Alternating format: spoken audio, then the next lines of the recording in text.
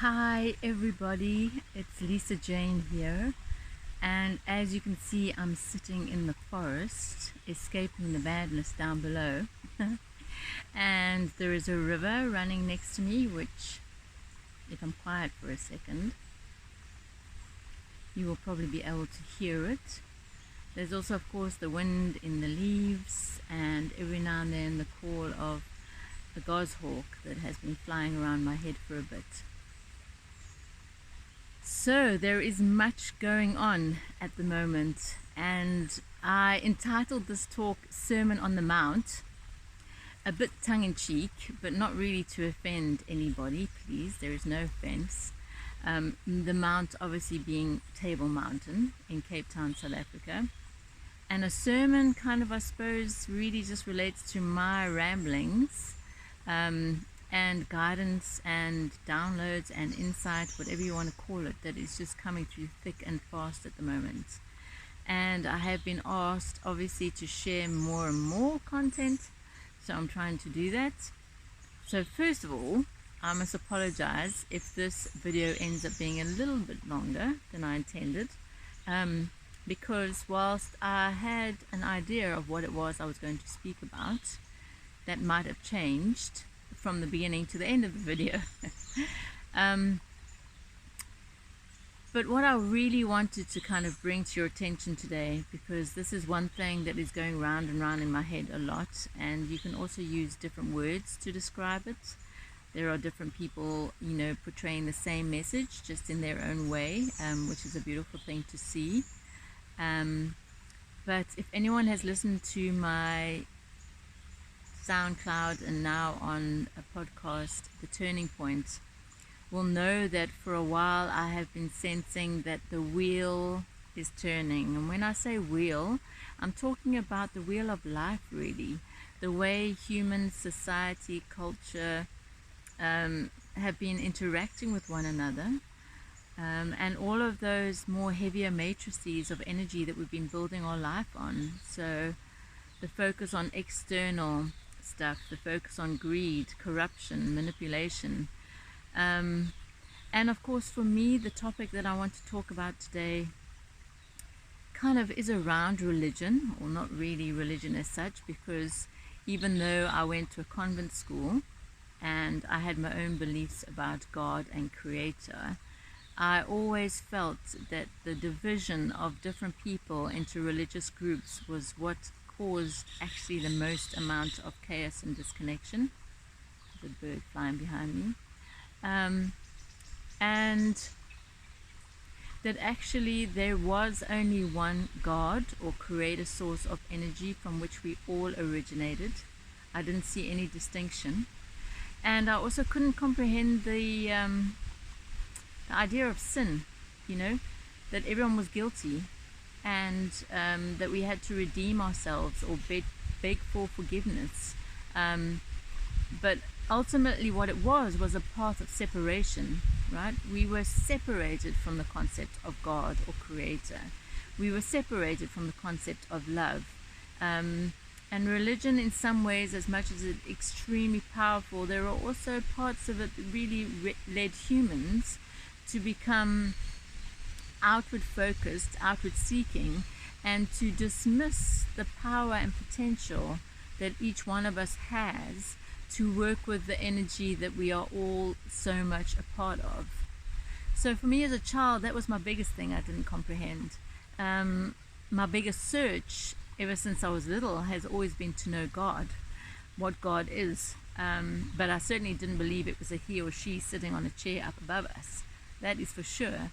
And for me, I suppose my God, where I found solace, connection, has always been nature, which is why it feels fitting for me to share this with you in the forest today. And so from a very young age, 11 I think, I used to take myself off from my little hometown Boksburg on the East Rand. So anyone from the East Rand, hi. And just with a borrowed rucksack and join a lovely family that used to go on these hiking trails. And I did that as often as I could, and it was my solace and my connection.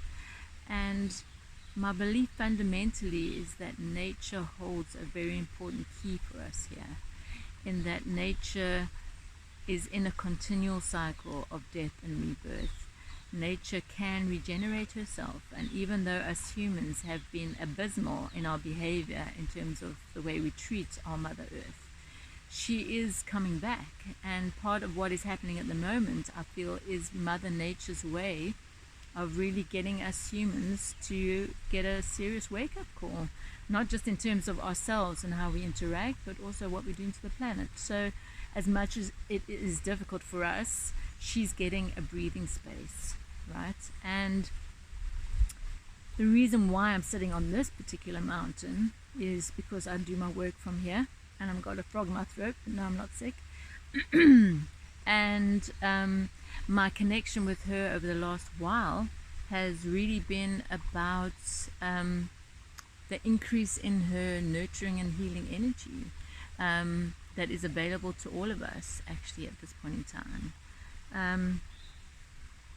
So where am I going with this? I am rambling a bit, aren't I? But anyway, we've got time, right? You've got time to listen to me, and if you haven't, well, then you just press stop.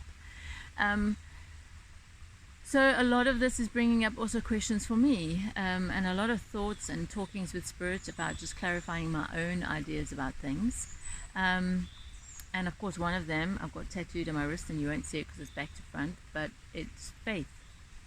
I had this tattoo done when I jumped out of the corporate IT field of 24 years, when I was called to do this work, and I didn't know what was going to happen. I cashed in my pension, I lived on my savings still, and I just kind of left that world behind and got myself completely stuck into this one.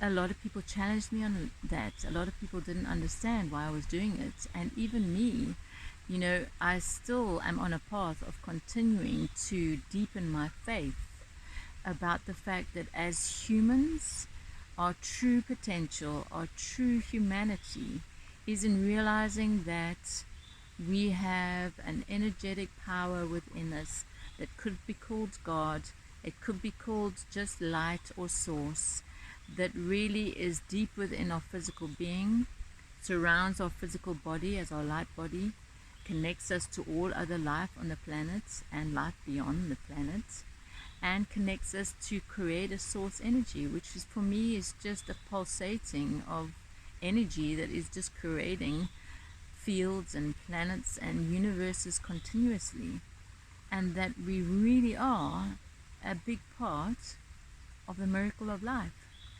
And I'm really not negating the fact that a lot of people are struggling.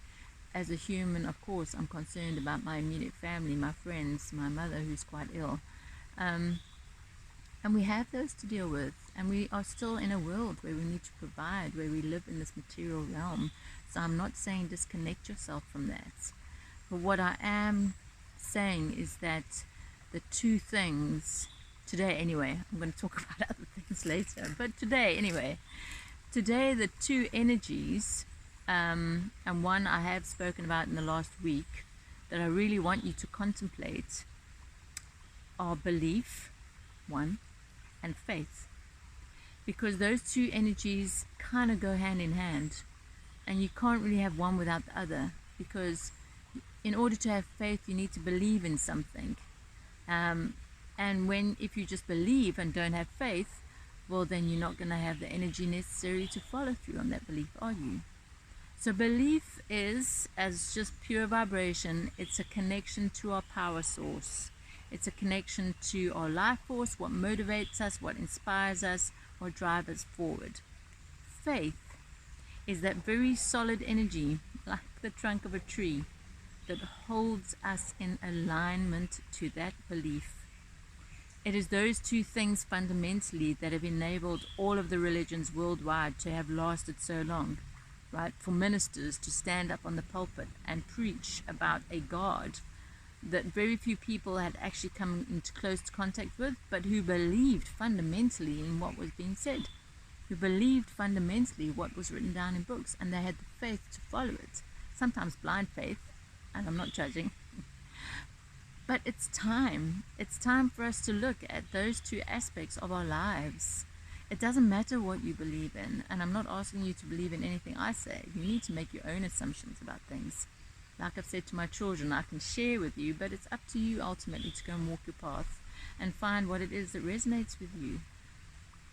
But what I do know, and what I have to have faith in, because if I don't have faith, what do I have, right? And I've seen it validated in my work over the last 5 years, is that we have a very powerful ability to connect with a vibration that is creative in nature. That if we work with our energy and vibration to match that of nature, which is coherent, then we are connected to each other in all things, because coherence is actually the language of God. It is the language where you first and foremost get connected with your heart center, and thereafter you are open to the channel of wisdom and knowledge and support that is available to all of us. So God is not something out there. God is to be found in places like nature. It's to be found in the quiet peace of pottering in your garden, or riding your bike, or making some artworks. I mean, God is creative force, and I'm sure the majority of people out there are finding that they're being, there's a croak again, are finding that they're being more creative. First of all, you've got the time, right? You're not running around trying to make a living. But secondly, the first impulse that is generated when you have time on your own to contemplate is to be creative. In my house, I have a whole lot of creativity happening. I have new photographic Instagram accounts that are being created. I have fabric painting that's happening. I have a new website that's being opened up for creative, hand-designed mandala drawings. I mean, it's phenomenal, right? That what is happening is this creative life force is just flowing through us. So I think I've rambled enough, but I'd like you to contemplate in between everything that you're doing is, what is your belief, and do you have faith in it? Do you have enough faith to keep you marching forward, continually aligning to that belief? Because that is what the hashtag coronavirus is asking us.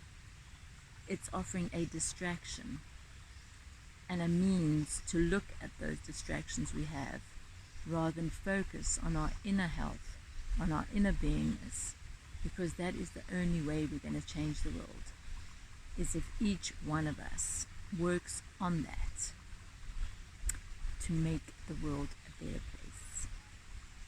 So I see these people down at the bottom of the river, and they're probably wondering what this crazy woman is doing here. So what I thought before I'd end off is I'd just kind of show you the river and the beautiful fern that is running, that has been the sound in the background while we've been talking. And I will say bye. Oh, look at me. Excuse me, no hairbrush or anything when I left home. But anyway, that's me, right? You get the real me, no editing. What you see is what you get. But I come with lots of love to you all, and I send you lots of blessings. And if you enjoyed this video, maybe I'll do more of them, some more sermons on the mount. But in the meantime, take care of yourself out there and really open up this heart center. Trust your intuition.